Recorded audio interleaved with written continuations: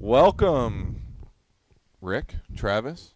Hey, hey. This week's episode, Tampa Fishing Outfitters Live Fishing Report. It's windy. It's been windy for a few days, man. Saturday, Sunday, Monday. Yeah. But we're here. We all fished today, so we've got some fresh intel for you. Intel. Running my own boat and charter. Y'all come up to Alaska in the summer and fish with me out of Ketchikan. Brand new Yamaha. Let it roll. All right, Scott. See you up there. How'd you get your boat up there? All right, well, we're just doing some shares to some different pages throughout. Give everybody a second to get on. Looks like we got some of you guys already. Got Angelo. Yep. Nieves blowing like heck. You ain't lying, brother. Mickey Courtney, what's up, dude? And our boy Manny. I think Manny gets the award for first on. Manny, you know, like is, weekly. He yeah. is on it, dude. Point. Yeah, on it. Appreciate that. Yep. Got to meet Manny in the store a few weeks yeah? back. Yeah. Finally got to meet him. Great dude. Chris, how we doing? All right. Well, yeah, let's talk some fishing. From the lodge up here. There you go. Smart man. Good thinking. Be back down fishing in Florida in November. Hit us up. Check out the show. Absolutely. But, yeah, let's talk some fishing. Everybody Send fished pics. Saturday, Sunday, Monday. Woo. Dealing with this wind. Oh, It's been tough. What's up, Ty? Ty. My boy Ty got him a kingfish the other day. I saw. Really? Congrats, brother, man. McCaig. Yeah. In Things the have been good when you can get out there. Yeah. But the wind has just been. I'm talking over the last few days. I think I've fished a bunch in the last couple weeks. And is that you or me? That's you. That wind this morning catching bait. Yeah. Son. We were in 2 footers in 2 foot. I don't know how many times I'm like, ooh, that was close. I about went over. Ooh. Yeah. Oh, I about went over. I think I just overloaded. Yeah, we gave the power poles a workout for sure. Oh. This morning. I'm going to have to tighten mine up after today. Coming down at the end of the month from Baltimore to Tampa area to fish. What should I accept? Anything you want. But if you want to know what you can expect, November. What do we got in November? What did you say, November? Yeah. November? Lately, November's been pretty mild. Like, we don't have a lot of the fronts, but it's cooler No, he water. says at the end of the month. Oh. Where did I see November? Come on, James. Sorry. No, you saw November because of Scott's coming back to Florida. Oh, to in fish. November. All right.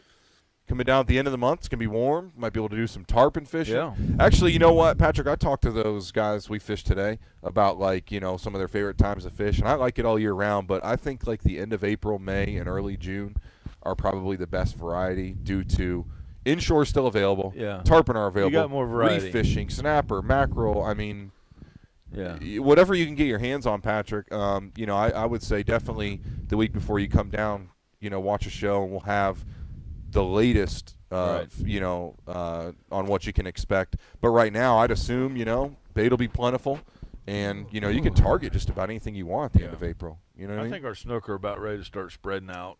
Yeah. And it's going to be, you know, not to where you're catching 50 snook in one spot. That's Yep. There's 10 spots out there right now. Like, there are more, but I mean, at least 10. There's on the South Shore. There's 10. Right. That you can stick the poles and catch 50 snook. Mm-hmm. That's fixing to change. Yeah. There still may be a spot or two like that, but those fish are going to spread out when that bait hits the flats, which it's on the flats now. We were talking about that. Once it starts to spread out on the flats, those fish are going to spread out. And when we were fishing yesterday, Travis and I were fishing side by side, and it was a much slower snook bite than we had had. We had the same people for 3 days. It was a much slower snook bite than we had had the first 2 days when we snook fished with them. Mm-hmm. And I told them then, I said, this is what it's going to be like in a month. When Yeah. you go up to a spot and you catch Pluck a 5 few. or 6 snook out of a spot versus catching 35 snook out of a spot. And that's just the nature of it. These fish are still kind of bunched up from leaving the creeks and the rivers and canals and all that. And now they're fixing to start moving out with the arrival of the bait. And Yeah. They'll be a little bit better fed. but too, they'll be you know. in more places. Mhm. They just won't be as congregated, or whatever that word is. The density will be less. It's already starting. I It's think so. it's already think it starting. I has, was yeah. I was talking to the guys today, and I fished a group of guys today that you had fished a few weeks ago. And one of the things that we had talked about was, you know, we had started off a little slow, kind of hit some spots, hit more areas that were more protected, you know, hoping to find some fish that were laid up and dump some chum on them and try to get What's them up, to Dave? Thanks few. for joining. But what we ended up finding out, which has been a pattern over the last few days, if anybody's seen me around or noticed where I've been fishing, but I've been fishing a lot in the open. I've been fishing a lot on the flats, both for snook, or all of them, snook, redfish, and trout. And it's been a pattern. Here over the last, I'd say, month, a lot of the fish have been in the creeks, along mangrove shorelines, along some of the points, but more so up under cover or along the edges of the trees. And just over the last week, we fished a big group event. We fished doubles for a week, and even then, a lot of the snook that I was catching, they were out, 30, 40 yards out between the bushes and the bar. Mm-hmm. And I always think that this time of year, and like we talked about, Rick, is we're going to have that collision. And Right. these It's a beautiful fish, thing. these fish are starting to get out even to the bars, out to the Yeah. sandbars along the South Shore, and we're starting to see the bait move in. And so these fish are going to naturally start feeding. There's going to be periods during those tides where those fish are going to chew naturally. And like you said, that bite will somewhat slow down and not be a steady bite through the whole day, where you can just hit a spot that has fish, Mm-hmm. get them going and catch a bunch. Well, that's going to try to kind of Be slow moving around down. a lot more. It's going to slow down a little bit because these fish are going to have a natural food source. And what they end up doing is they'll start feeding on those tides more dependently More dependent on the tides, than they right. would now. They'll sit up and they'll lay up when the tide's not moving, and then when that water moves, they'll feed real good. And the water's going to start warming up. We're in the 80s, so Yeah. it's all gonna I happen never where paid any attention to the water temperature today. What you guys see? It's any- like 77. yeah. yeah. Let me say something to Robert Little. I just saw Yeah. that Robert Yep. was. He said, "What's up, guys? Man, thanks to Robert. Man, the other day we went to the catch bait at the marker, and it was a crap show with all the boats there, and I couldn't get in position because of the boats that were there. And thank you, Robert. Robert hooked me up with a scoop of bait. Nice. Took the pressure off, knowing that I'm sitting here looking at my live well. I have one bait that I don't even know how I managed to catch that one where I was trying to throw to catch the bait, but I couldn't. I couldn't get to where it was, and he hooked me up. That was pretty solid, Robert. Thank Nice. you. That was a good deal. So anyway, continue. Yeah. Before it scrolled on out and I forgot, I wanted to thank him. Yeah. Well noted. Well And you got to do that, man. Yeah. That's how it rolls, man. Yeah. Everybody needs a hand every now and again, and it's always nice when you got some good guys around you that'll help you out. For So. sure. I know we talked about getting some bait in shallow water. I can tell you that fishing south, or further south, it's in good numbers now. I'm still hitting the bridge when conditions call for it, just because of The cleanup. Talking bait. Bait, yeah. But yeah, even in the northern parts of the bay, I could just tell you, I have it on good authority, man. If you want to start exploring those flats, go right ahead. Yeah. No, if you've got a bait spot, now's the time to go check it out, because that bait's moving around, and it won't be long, and you're gonna have a bunch of fry bait What's up, Eric? rolling around. So get some bait now while it's good. Yep. Hey, that's a good question by Christopher Thatcher there. Seen some big tarpon in the shallows, but they are lock-jawed. What patterns are working? Floating crab patterns are not enticing them. Any Chris, thoughts? when you say pattern, are we talking about flies?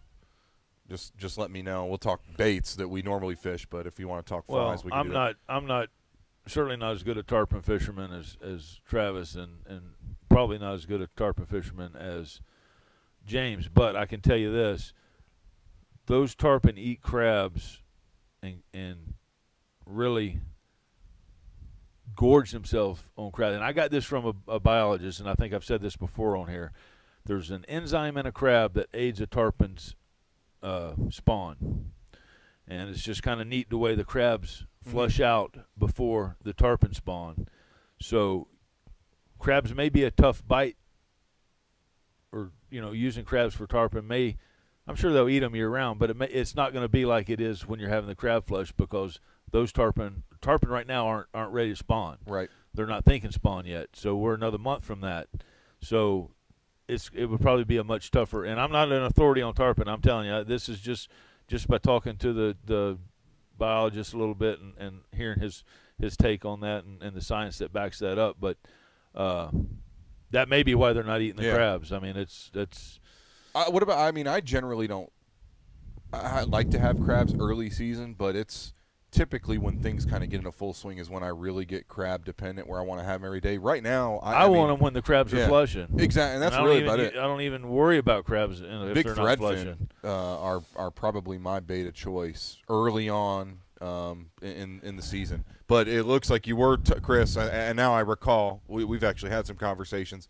Yeah, he's talking about fly. Man, I'd definitely be looking at the toad patterns, a tarpon toad.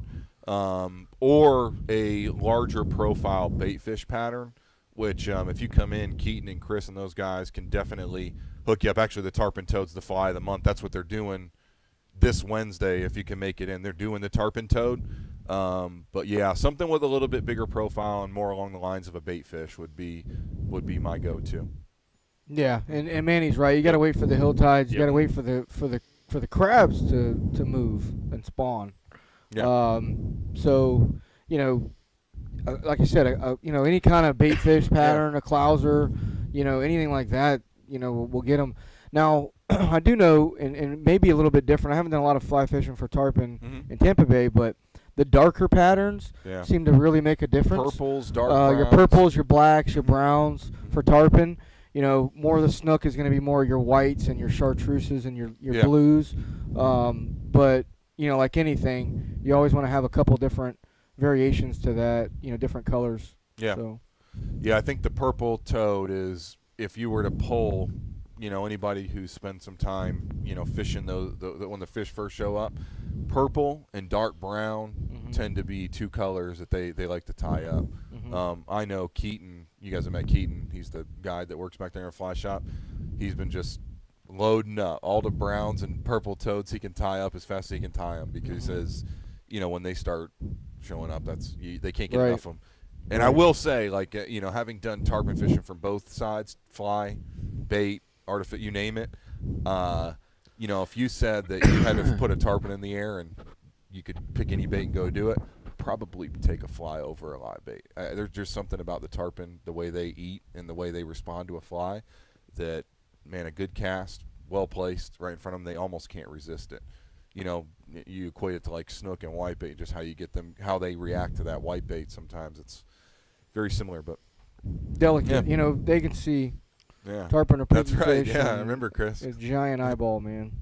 But so the tarpon are on the horizon. Yeah. I've seen some fish. Early fish are always a little sketchy. Yeah. Well, why do you think that is? You think it's more because it's residential fish? The residential fish, I know 100% for a fact that, especially where I fish, the fish that I'm going to see this time of year are going to be fish that have been laid up in areas North Bay, Paula Beach. These fish are going to be moving with the cobia a lot of times.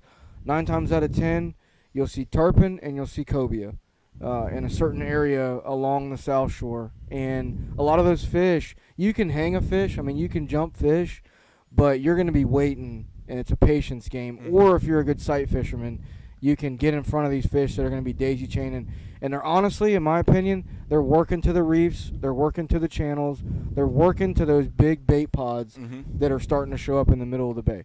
I know you guys had talked, I missed last week's show, but I know you guys were talking about the big thready schools and, were they here, were they not here? Well, I can tell you that they're here. Yeah.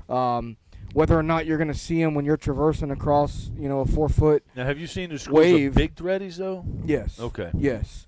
I ran a few trips, and we crossed the bay on some pretty decent weather, and they're there. Okay. Yeah, the threadies are there. You and I fished or did some mackerel fishing 2 days ago, I think it was. Saturday. And the whole time we were mackerel fishing, I had about 4 to 5 foot of bait under me the entire time. Is that right? Yeah. I mean, we were in the middle of the bay on a wreck, and I had 4 to 5 foot of bait, and I'm pretty sure it was threadies. Yeah. I'm pretty sure it was. Where we were, it most likely was, because there's a lot of threadies there in the summer. And of course, it was windy and rough, so those fish weren't wanting to get to the surface. But Friday was slicked out. I went kingfish, and I ran probably about 12, 15 miles out of Egmont. And after catching bait at the Skyway to Egmont, you could not keep count of how many big bait pods there were out there. Now, there were some of those were glass minnows, and you could tell just the mackerel just annihilating them. When it's slick calm like that, I mean, just everywhere you look. But we did come across some bigger pods of threadies in the south too. So yeah, I think they're there. And I looked back at my bait today. I had some big threadies in there from the bait we caught this morning. You had some big thread? I had some big threadies. I never realized it, but I counted like 3 or 4 that they were the biggest baits. That may have came from Mike. Oh, that's true. Yeah, I didn't think about that. All right, yeah. So then they're probably at the bridge. There was a handful. I mean, like, not even worth saying I had threadies, but there was a few mixed in with the white bait I got, and I was a little bit away from big you guys. Big ones or little ones? Because I caught they some were little small threadies. ones. They were about the same size as white baits. 2.5, 3 inch. We got a few nice ones mixed in the net. Actually, now that I think about Friday to go kingfishing, there was just some bycatch with them. We caught a bunch of threadies Saturday morning. Woo! Woo! Old Rick said we pulled up to the marker, son. It looked like it was raining. Like literally. But we know we're gonna mackerel looked like fish. It was raining. Said, hey, who cares? Rick says, Trev, let it rip. Let's do it. And I go. I looked at him. I says, man, are you sure? He goes, yeah. I go, man, are you sure? And he's like, yeah, man. Net and he goes, you want Bro, it? I threw it and I said, you asked for it, man. It was like a bear hug. Yeah. Just yeah. And I pulled it up, and Rick goes, you get him? Well, I know you got him. I was like, oh, my gosh, You dude. got to help me get this net over. You got to help me get this thing in the boat, man. Eric, the interesting thing about that is that, I threw that net one time. We threw the 12-foot net, and, I mean, we whacked it. We put it in your boat, so we filled up both your live wells. And a bucket. And a bucket with dead stuff. And we split the wells, and we had enough threadies to go mackerel fishing and turn around and go fishing snook with whitebait. There was a ton of whitebait in there. When it was on the floor of the boat, it didn't look like there was a whitebait in there. It was like, man, there might be a dozen whitebaits in here, but there was hundreds of whitebaits in there. Yeah. It ended up being all right. It was kind of puts it into perspective of how much you really. Yeah. Oh, when you want to make it happen, you can make it happen on a little bit. Yeah. But Eric, to get to your question, about targeting cobia, and we're talking about something to cast at them. One thing from an early age, and this is before the onset of like the hoagie lure, which I'd say is probably one of the more prominent baits I like to have tied on anytime I'm going to be in an area where there's tarpon or cobia. But for me, that culprit, 10-inch worm. Big old black eel. Yeah, I mean, anything that mimics an eel seems to be the ticket.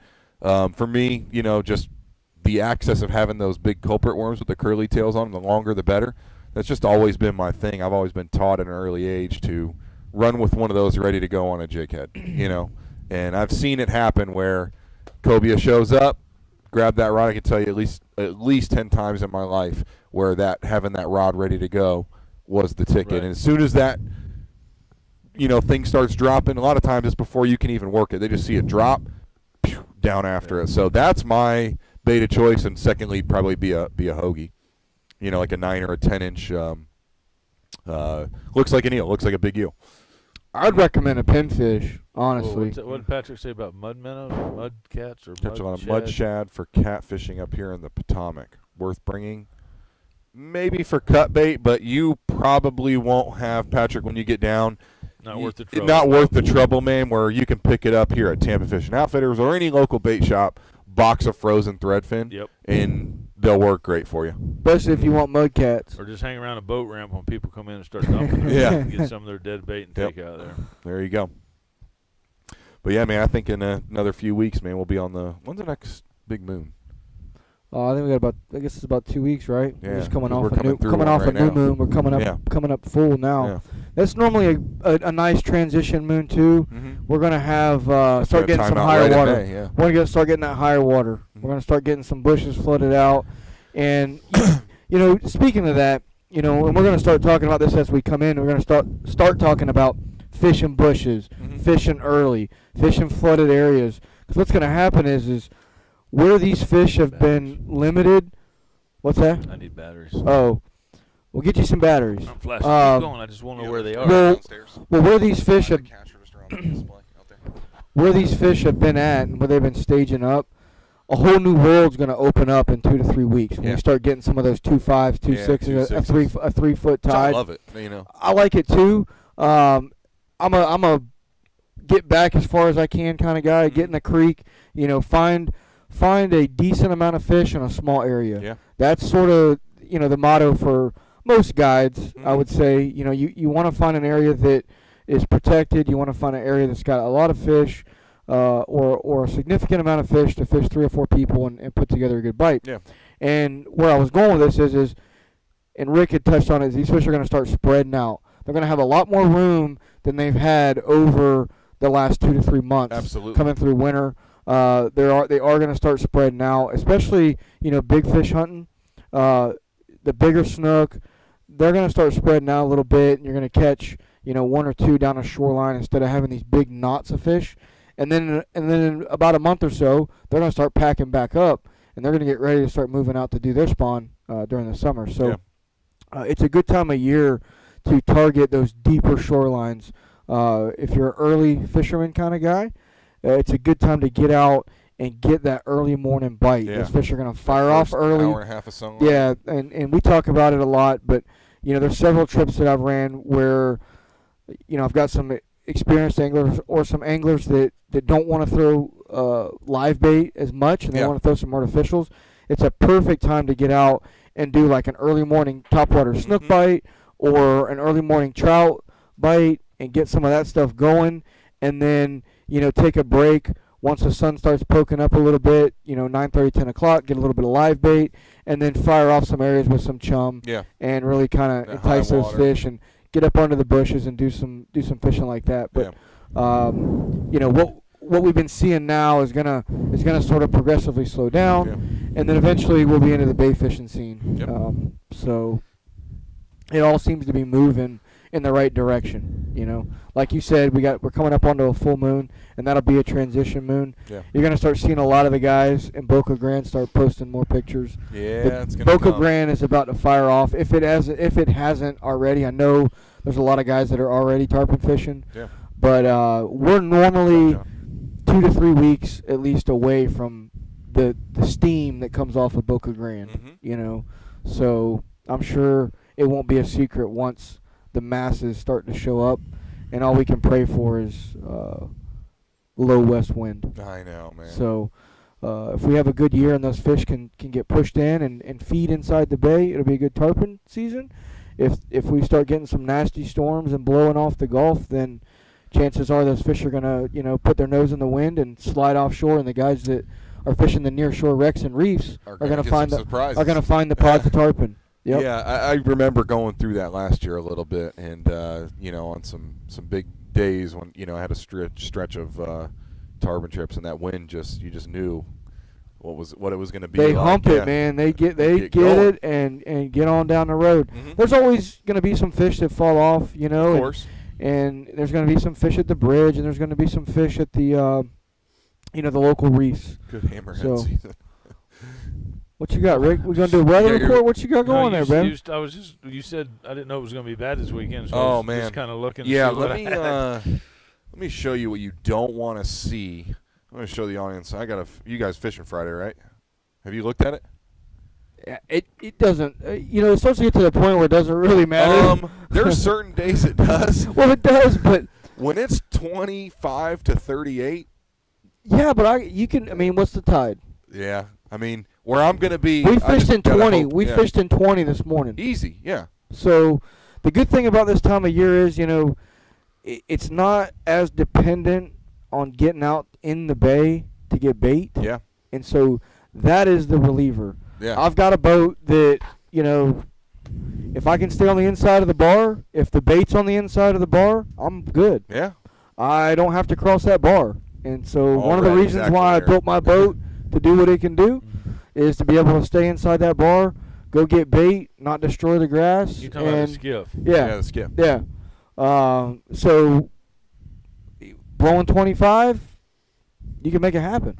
Yeah. I'm fishing out in the north. So I hope it's not bad, but Me too. It looks pretty bad. It looks pretty I'm bad. just thinking about. I was planning on going to Georgia Sunday and mowing, and I'm thinking, well, I'm just going to leave probably Friday. Yeah, now. you might just want to leave Friday. Yeah, I gotta. and it's another one too. And I know Rick, you saw me, but cut bait is Oh man, not a bad option. No, it's starting not. out. Underestimate. And so we had some guys on the boat, like you said, for a couple days, and we caught a couple ladyfish the day before, and I threw them in the cooler when we were mackerel fishing, and we caught, I don't know, man, 30, 40 snook or so, and they were kind of like, will we get any bigger ones, this, that, and the other. I said, you know what, man, I said, I got a ladyfish. And they're like, what? I said, yeah, well, there's some big ones right around the corner, so we can go sit for them if you guys are patient enough. That's what if you guys are done and you're not going to fiddle, we'll go up here and if you're not going to fiddle for it, we'll go up here and we'll set some baits out for some big snook. So we did, and stick them in the rod holders. and put a couple baits out, and it was. Well, I talked to you, 10 minutes, 15 minutes, and fishing potholes. Those two rod holders on the front of your boat. Perfect for doing that, man. Why don't more boats do that? Do yours have mine that? have it too, and it's the first boat I've ever had in, and it is clutch. I mean, it's a complete game changer. I wonder if they can throw a couple of those in mine. I will say, you can probably, depending on what's under there. Yeah. A good solution to that, because my Skeeter never had that, nor did any of the previous boats I had. A good solution to that, there's a product called RoboCut. We've talked about it on the show. Put it on your trolling motor. Put it on your trolling motor. There's your 2 cut bait rods right off your trolling motor. It's awesome. Yeah. That's what I've always used. They have them at TFO? They're $20, and they last. You have one on your boat. That's the cup holder you got. That cup holder? It will hold. That will hold. It will hold. I've got That'll on hold some a of big those fish. Whedon Island, bigger redfish. I got one. Yeah, it'll I work. personally will take my rod holders. But wait a minute. Oh, you have to. Your troll motor have to be down then. Your trolling would have to be deployed. I see what Yep. you're saying. No, you lay them horizontal, Rick. You're like a kingfish, sideways. It's like a crappie An rig. outrigger. Right. You Yeah. lay them Eric's out using- sideways. I'm telling you, man. I've had Use them for I've had outriggers. people ask. Oh, you got to put the Outrigger. trolling motor down. I was thinking outriggers. I've had people ask me, "Are you sure they'll work? Are you sure the I know fish that's won't a pull pretty it?" good spring. They don't. That spring's pretty I've good. got some big redfish on there, like where everyone's down looking at their phones, and I'm like, "Hey, you got a fish on it. It takes a good solid 36 seconds for them to get up there and get that And rod." a good fish. And How a good many fish. seconds? 36. Well, it depends. It depends. Dang, man. Okay. It That's a feels little like big it. fish I mean, on. that's It like- feels Big like fish I'm on. like the fish is running, the drag is screaming. That's some Rain Man stuff right there, bro. I'm just waiting to, but yeah, they do hold up, man. I got to give it to them. That's one product that I I know it's good to hold cold Definitely drinks. indoors. It'll hold. I know that on my skiff, because I got 2 of them, Mhm. and on my tower, I put them down the main parts of the tower, Yeah. right, the main supports, and I keep one. You've seen it. I keep it right on the side. And I keep my drink in one, and I keep my rod, my casting rod, Ready you know, to go. next to me. And there's been several times where I'm in the tower, sight fishing, hook a fish, and got to get down, Yeah. and I'll jam it in that rod holder, climb down, and get the rod, and it hadn't Oh, yanked yeah. off, Yeah. you know. It won't. But normally I'm loosen the drag a little bit. But they are. I tell you what, there are some serious springs. Yeah. going Don't on, stick your bro. finger in one of those. Robo, Yeah. cut your We'll junk have to off. bring one of those up and Yeah. and show one next week. But yeah, they're great. I mean, they're cup holder. Screw the thing out. Now it's a rod holder. The nice thing about them for cut baiting, you know, normally when you have 2 rods that close together. Are we going to take a break? Because if we are, I'll go get one during the break. Let's take a break.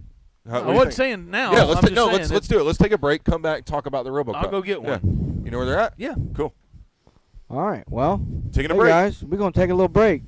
You're watching Tampa Fishing Outfitters Live Fishing Report. Hear a few words from the sponsors, and we'll be right back.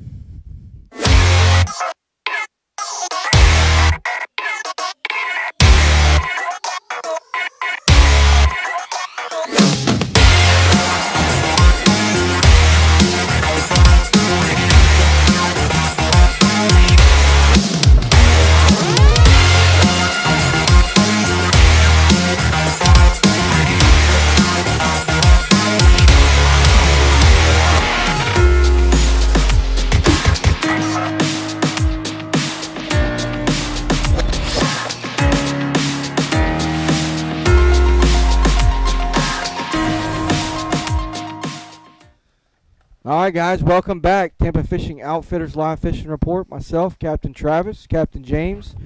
Captain Rick is doing a little shopping. Going to find a RoboCup for you to bring up, show you what that thing's 4 all on his about. boat. Look at this. All these people got the RoboCups, man. That's Yeah, a good thing. it's a popular thing, man. What's up, Mike? We had a comment on there. That's the wrong one. Garrett. Yeah, what Garrett Spent all say? day at Cockroach Thursday. Saw tons of snook, but couldn't get any to bite through everything at them.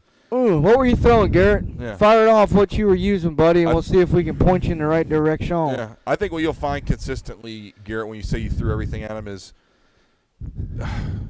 you know, I get asked that a lot, like when people want to see like my artificial box, like the one maybe not for a tournament, but the one I just keep on my boat. I keep it real simple, man. I got about 3 different baits you could possibly throw. That's what I keep in my boat. A jig head with a paddle tail, a topwater, and a suspending bait, like a mirror. You know, You know, when the people that fish, right? So there's a lot of folks that fish artificial, and this is a couple of ripstop. Oh, okay, I know that bait. a pretty common question or a pretty common topic on the boat is, do you ever throw artificials at these fish? Do you ever? And then the floodgates open. Well, what about a Wicked Willie spinner that I use for pickerel and a you They know, were great. yeah, Wicked Willie spinner. Hard to find though. game on, right? Down here. Yeah, down here. And the way I boil it down for the guy that knows a little bit about a little bit is I say, I take a scoop of a bait and I pull it out and I go, you see this? Mhm. Whatever you can buy, whatever you can throw that looks like this, Mhm. and I'm referring to a white bait. Yeah. I go, Lord. throw that, Yeah. you'll be fine. That's it. Gary, you could probably get away from the shrimp stuff now. I'm sure it'll work, but I think that the way these fish are acting, I would say something that works a little faster and has a little more vibration in the water. That's why I like to go to the paddle I'll give tail. you one, Garrett. Huh? I'll give you one to use. Listen, if you don't catch a snook on this bait, come back to me and I'll give you a pack of different ones. How about that? Oh, here we go. But if Here you we go buy a pack Here we go. of DOA 313. cows Gold glitter. and number 313 gold glitter, and you go back to Cockroach, He can't even say it without And- laughing. and you sling your arms off with that thing with a 1/4-inch jig head, dude, I promise you, you will catch snook, man. You've got to find something that matches that bait. And gold, silvers, whites, Mhm. those are the go-to colors Yeah. for snook. You know, you can mix a chartreuse in there, but gold and silver right now, you know, the other thing too is, Flash and you the know, vibration. the other thing too is, you know, when it comes to artificial, it's a different game. So you want to try to lighten it up. There's a lot of guys out there that are using a 7-foot ugly stick 30 to 50, and they've got 40-pound line on there and a 60-pound leader throwing a 2-inch lure. Okay, that's not the way to go with it. They're not dumb. I mean, even a small one, if it looks like you're using chain trolling one of these toy lures, they're probably not going to eat it. So you definitely want to size all your equipment right, especially when you start throwing artificial. The water has been fairly clear in Cockroach Bay, so that may be one of your difficulties. If you're throwing a higher pound leader, say in the 30 to 40 range, you're probably going to want to bump down to that 20, 25, mix it up in there, and see if downsizing your tackle alone may change your results. Because I've noticed, and I'm sure you guys have too, the guy that brings his rod on the boat. I've got my special rod that I love to use. I want to break it in. My wife got it for Christmas, and he brings a grouper rod. I figured I'd throw some artificials today in the back of the boat. So you've definitely got to size all that equipment right for what you're doing, especially when you get into artificial. Yeah. Oh God. I think leader's the most. I know Garrett. He's been in the shop. I think he's set up the right way with the braid. I'm not making fun of you, Garrett. Yeah, but it's not for you. It happens. No. Well, think about it from the seminar perspective. I think we've all done a bunch of seminars, whether it's here or elsewhere, and it always seems like when we're talking about inshore fishing and we get to artificials, the conversation, and it's driven from the audience, a lot of times gets back to what's the right size rod, what's the right size reel, what's the right size braid, what pound leader. That's a genuine question that a lot of people have, and I usually lead off by saying that's where I see the biggest mistake is overkill on the tackle. What Travis is saying. It's true, though, right? It has happened. You got a guy who shows up with a 5-foot meat stick. So I got to. Mind if I use mine? I'm comfortable with it. So I'm used to that too. You feel like shark fishing today. I mean, Penn Senator on we got 3-inch greenbacks and popping corks. I don't know. That was totally not directed at Garrett. That was. But there you go, Garrett. So he says, I'm using 30-pound fluoro. Now 40-pound to me, especially with snook inshore, that's your kind of breaking point, especially with artificial. Yeah. You're going to be able to cheat a little bit with a live bait. You're going to be able to bump that leader up. But when you start working a lure, especially the smaller lures, 30-pound is up there. Only time I normally would go to 30 would be on a topwater plug or a hard bait. Something that, I have a little more action on. I bump up because of the trebles and, the flipping around of the bait and all that. But I would probably say bump down to 20, Garrett, and go with something a little more finesse. Try a jig head. Try a you're gonna lose more fish. But try a weedless hook too. Go ahead, Eric. But I would say switch it up, man, and keep it simple, like we've all talked about. Match the hatch, pinfish and greenbacks. Yeah, those are going to be your two friends. Scroll that down and find out. There was something about a boat going down. Yeah, I don't know exactly what he's referring to. It was David Hatmaker, first-time watcher, first-time listener. Was everyone okay on the boat that went down? Yeah, I'm not. Can you give us more information on that? Because I haven't heard anything on that. No. In the meantime, we've all given the endorsement to the Robo Cup. Those are legit, but I never even thought about putting that on a trolling motor. Look, it's got this spring back here, guys, and I can tell you this. It's legit. I don't work out. You can't even open it. But it's hard to open. I'm putting a lot of force in there. You probably see that, but once it's on. Is that part of the pro? Like, I don't even work out? Yeah, I just want a disclaimer in case I couldn't get it. Yeah. But he's like, these guys who just came from the gym, they got me eating salads. I did stay at a Holiday Inn last night. But oh my God, pontoon boat with 13 people. Ooh. Good Lord. Oh. Well, I hope everything's okay, but I don't know, to be honest with you, Scott.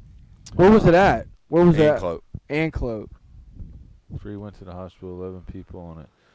Ouch. We hate to hear that. Yeah, that might have been overloaded. That's tough. Well, anyway, go ahead. Keep going. Sorry. So the cool thing about it is cup holder, right? Pretty simple. But these pop out. Now it's a rod holder. So what I was going to tell you why this is great is normally if you had 2 rod holders this close together, you can't cut bait them. But they're pointed. They're angled outward, right. Like somebody thought about that for the purpose they're going to have. So you actually got one rod that's going to be pointed like that, one rod that's going to be pointed like that. Plus, even more so when when it's opened up, maybe.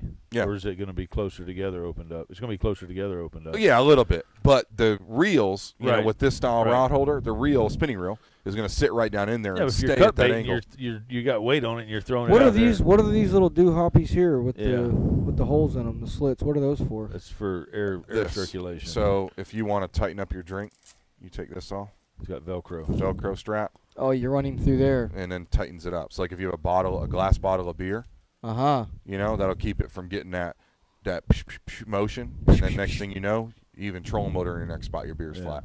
Oh, man. So like I No said, bueno. genius. Yeah. Oh. You know all about that thing. Heck yeah, man. RoboCup. Is the Rapala, I'm guessing that's BOGO sale still going on, It James? is, yeah. Buy one, get one. Yep. It's mostly on freshwater stuff, man. I'm not going to kid you. You're probably not going to find a whole lot of great saltwater tackle for that. But if you're like somebody who likes those old school Rapala lures, they make a lot of good freshwater ones. There's a lot of balsa stuff too, which people do like for snook, but you're probably going to have to change out those trebles. Yeah. I was going to say, you know, there was a point in time when we were tournament fishing that I want to say it was like, maybe it was Gander Mountain or one of those stores, and they had a huge, like, maybe it might have even been Sports Authority, but one of those stores, and they had like a blowout sale. And we went in, and I was just, you know, tinkering around, and I found a bunch of bass stuff, you know, worms and all this different stuff and some hard baits. And I can't even remember at the time what it was, but it almost looked like that Unfair Lures. It was just or like a Bagley's, Yeah. you know, like like that little bubble minnow looking guy. And it was a freshwater bait, and I think I bought like 10 or 15 of them. And then I switched. They were freshwater baits, but I switched out all They don't the look trebles. like bait fish. I switched out the trebles and split rings, and man, we had those things for, golly, I mean, like 2 or 3 years, and we finally lost them all, and I could never find them again. But yeah, so if you are an artificial guy, that's always a nice thing to do is find the grab box. And even if you're, like you said, even if you're a saltwater guy in a freshwater world, doesn't matter. you can switch out those trebles in your split rings, and you'll be fine. You know, the baits are made for it. It's just the hardware, the hooks, and all that other stuff isn't really rated for saltwater. So as long as you change those out, man, you shouldn't have an issue with them. Hey, Larry, thanks for joining from Michigan. Manny, yes. So it does not, when it's, you know, just regular, it does not have a hole in the bottom. But you see these here. They're just little twist outs. Little twist outs. Bam. Now it's Twisty deal. holy. Yes, sir. So Gator yeah, colors. you know, the first thing I do whenever I get one of these is take these out and throw them away. I mean, I just, Yeah, you don't want you know, water leave it getting in open. there It just, anyway. yeah, just, Did y'all know it was alligator mating season? no. I just thought I'd throw that out there. Is it? Oh, where'd that come from? Yeah.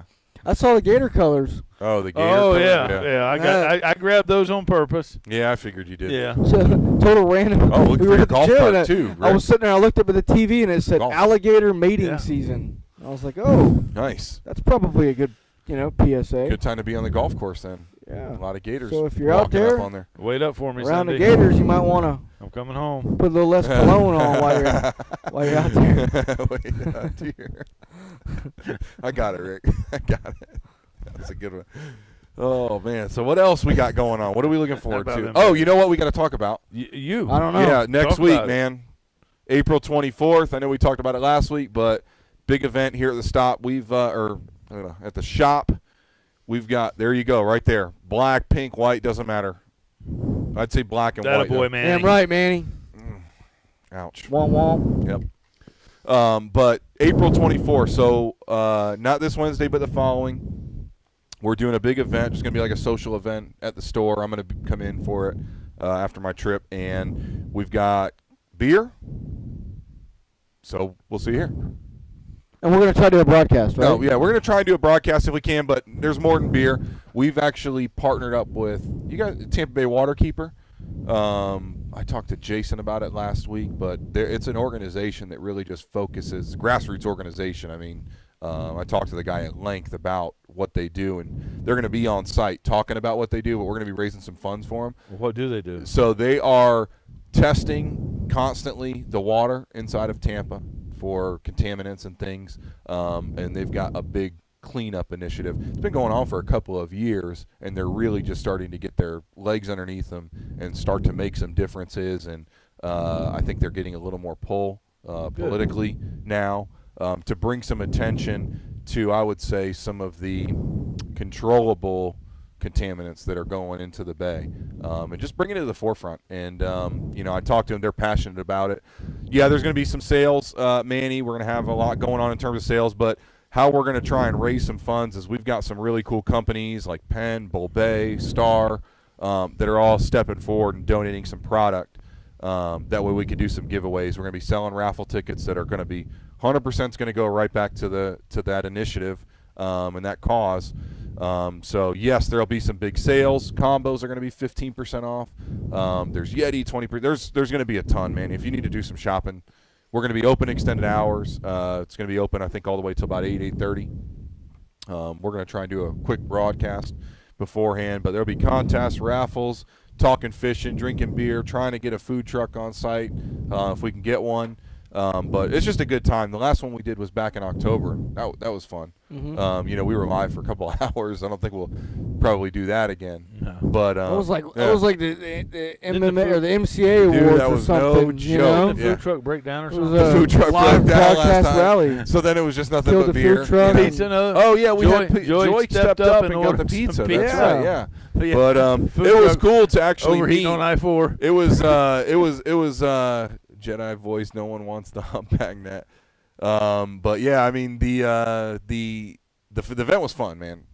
It got to meet some of the guys that watch, some of the folks that watch the show, and put a face, behind the names that we always see on here. Pro 17 skiff, looking for an affordable skiff. Since I spent all my money on a 328, I'm sure it'll get the job done. I Yeah. personally haven't been on one. I think those are the ones. They're selling those at a Bass Pro now. Yeah. I've I have seen no a lot of knowledge. them on the Yeah. water. I would say, man, if it's the right price, I don't see anything wrong with them. That's right. What's up, James? What's up, James? What's up, James? Pizza. Yeah. What's up, James? How you doing, buddy? But, yeah, so anyways, if you can make it, it'll be next Wednesday, the 24th. Should be a good time. I know the last one was. So I'll be coming up after our trip. But that's, I don't know what else to talk about at this point. We've kind of talked a lot of fishing tonight. A lot of fishing. Hit some key points. Like you said, we've got an event coming up. I think one of the things to take away from tonight's show, and I think you guys would agree, one of the highlights that's happening right now is we all caught bait on the grass flats. Yes.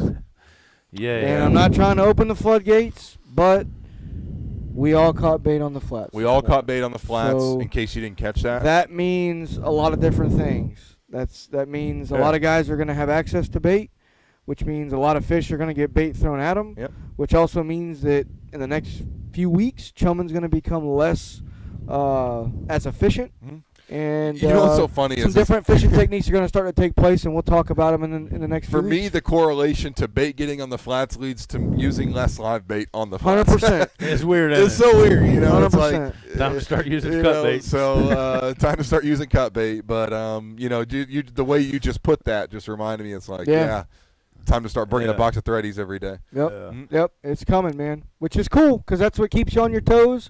And Manny, send me the. I know you and I message a lot on Facebook, dude. Send me that info on that person. I'll see if I can line it up. Mhm. Awesome. Thanks for joining, Brandon. appreciate you, Brandon. Yeah, man. Yep, we need all the first-time viewers we can get. We need all the shares we can get, too. Eric, looking forward to fishing with you pretty soon. I'm going to be taking Eric out pretty soon, man. Eric, Cool. bring Do your some own fishing. rods. Bring some big stuff. Yeah. no, like- he's got the Bull Bay arsenal pretty dialed in. I mean, I would just bring big stuff to bother you. yeah, bring big stuff to bother me. I got a rod you can borrow if you need a rod. Yeah, Let me know. It doesn't even have a reel. You just need a rod. there you go. Yeah, cane pole. We're going to be cane poling. Cut bait and stuff. Oh, guys. Well, hey, we'll give you an extra minute here. If Yeah. you've got a question, if you want to know something, we probably can't answer it, but we'll make it up, as Jason says, and do the best we can. Man, that cleanup today on our boats? After Bro, the bait, I couldn't do it. My couldn't do it. I mean, well, for you got the bait a lot easier than we Yeah. did. I couldn't do Travis. it. I know. I mean, he did threw it. 15 times. I threw at least 20-something. Hey, at 15, I stopped. I said, I'm taking what I got. Yeah, when he's Rick done. goes, Hey. Rick goes. Yesterday morning, we got bait in the same exact spot. Y'all got bait, and Yes. If you Rick have a goes- 10-6, though. Rick goes, Try it. man, boy, that first throw, he says, they just keep getting better and better. I've got a whole pothole cleaned out here. And I'm thinking, great. Yeah. All I got's a 12-foot heavy quarter. Yeah. That's all I got in a 1/4-inch mesh on the boat because I've been getting bait on the marker. And he goes, what's wrong? And I go, I'm just not looking forward to this. Man, I threw, and I'm telling you, bro, if I didn't have 25 pounds, I thought I was loaded. Yeah, definitely. I'm like, Mike. yeah. I got it. I couldn't get it over. Couldn't get it over the rail, and it was nothing but grass. And I'll man. tell you, there is no place. I said it to you this morning. There's no place that has, or I know it was you and I last night. The grass and cockroach. I mean, it just can't stay out of your boat. It cannot stay out of No. the boat. Like Whedon, Upper Bay, even down in Fort DeSoto, man. Like that grass does not. I'm gonna give you you about grass. 4 or 5 throws though to clean you a good spot out. But here's the future cast. The snot grass ain't showed up yet. Oh, So get it while it's hot, Yeah, baby. that's right.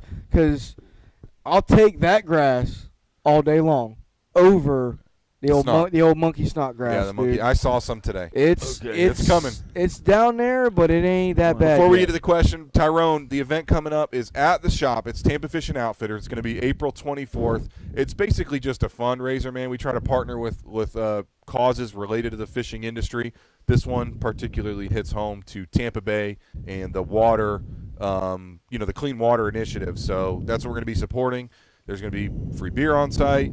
We're going to try to get a food truck, lots of giveaways, lots of sales, and lots of us just talking fishing, man. So it's just a hangout. Yeah, that's my boy Ty. Ty, come on up, dude. Come up and drink a beer and hang out with us, man.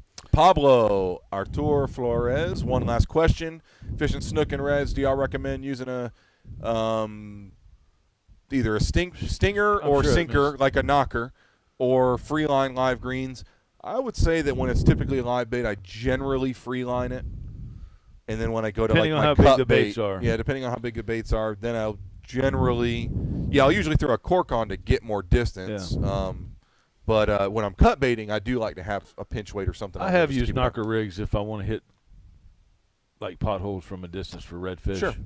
Something I can really sling out there. I'll tell you where I use knocker rigs is when I'm fishing for big snook and I'm fishing cut bait, and I'm talking cut bait. I'm talking a bait half of this cup, and some of those areas, just like what you said, it's not so much that I'm worried about getting the bait down, and it's not so much that I'm worried about anything happening. I want it to stay where I cast it. Right. And I don't want to land it in a pothole. I want it to stay there, and that's why I'll use that. I do a lot of dock fishing around some areas, and that's one of the things that I'll do is I'll put too specific. No, I'm just saying like there's a few areas that I fish, and there's a lot of big snook there, and if you throw a cut bait in some of the areas, it'll drift off. Like the Right. current will drift the bait off the dock, and so I'll use like anywhere from a half to a 1 ounce lead, and the reason for that is you may sit on that bait for 20 minutes, 30 minutes, and you want to know that it's sitting in the strike zone. The number one key to fishing, we talk about seminars, is keeping the bait in the strike zone, and so that's a good technique to Well, do. You got a shout out Kathy, here. you can tell Teagan Uncle Rick says hi. Do you want to Uncle say Rick, hi or Uncle Yeah. Rick. Dad I was probably- reading that. Oh yeah, this. I was reading the message. Focus on this one. Yeah, Dad might want to go ahead and say hi to that Baby one. girl, I'll be home in just a little There bit, you man. go. She Good had boy. kite day the other day, I saw so that was really cool. She Cool. got to go up and make a kite. Well, all right, man. Well, I don't think I can go another 2 minutes without eating something, man. Let's do it. do We're it. at that mark. Yep. We got to go eat. It's been a long day in the wind, but it's always fun fishing. Always good to chat with you guys. Thanks for tuning in. Thanks for spending your time with us. You got it, man. Same place, same time. We'll see you next week, guys. Tight lines, and we appreciate it. If you like the video, go ahead and like it, share it, and if you got anything you want to see for the next few weeks, go ahead and comment below or give us a private message or give us a call. We'll see you next week, guys. Out.